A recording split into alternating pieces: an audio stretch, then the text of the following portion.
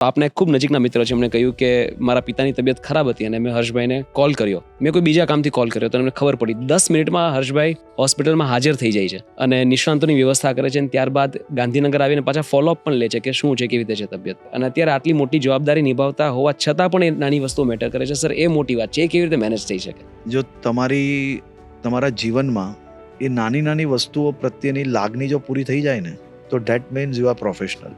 અને હું એવો પ્રોફેશનલ નથી બનવા માંગતો. બીજું કે મારા ઇનિશિયલ ટાઈમથી હું દરરોજ વહેલી સવારે સિવિલ હોસ્પિટલ જતો હતો. 2008-9થી 2026 થયું. સિવિલ હોસ્પિટલમાં 2 કલાક સેવા કરવી એ વર્ષોથી મારી એક સિસ્ટમ હતી.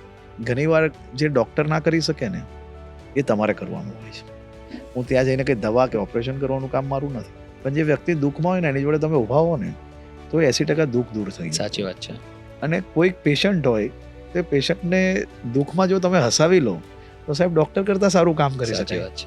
ડૉક્ટરનું કામ છે ટ્રીટમેન્ટ કરવાનું, પણ એ ટ્રીટમેન્ટમાં જે સંઘર્ષ છે અને લડવાનું છે, એ કામ તો તમારા મારા જેવા લોકોએ કરવાનું. સાચી વાત છે. કે જે સમાજમાં આમ કહેવાય ને કે મુર્દાને બી જીવતો કરવા માટે ઈચ્છા શક્તિ તો રાખવી જ જોઈએ આપણે. ભલે આપણે ટ્રીટમેન્ટ નથી કરવાની, રાઈટ.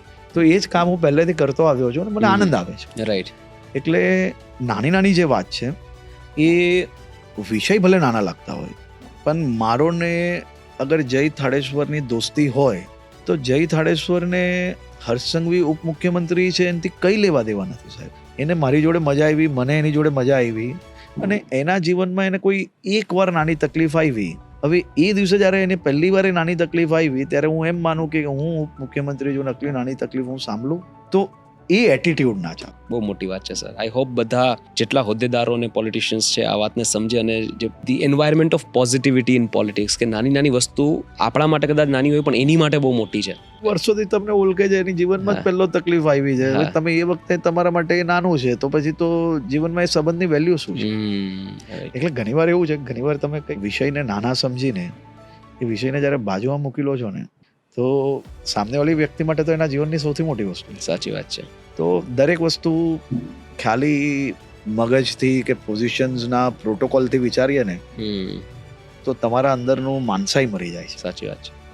એટલે ક્યારેક મારું એવું માનવું છે કે માનસાઈને સૌથી પહેલા જીવંત રાખો, એના પછી પોઝિશન આવે અને એના પછી તમારું મગજ વાપરો. માણસાઈ છે તો બધું છે, માણસાઈ છે તો બાકી બધું તો બધું ગોળ છે.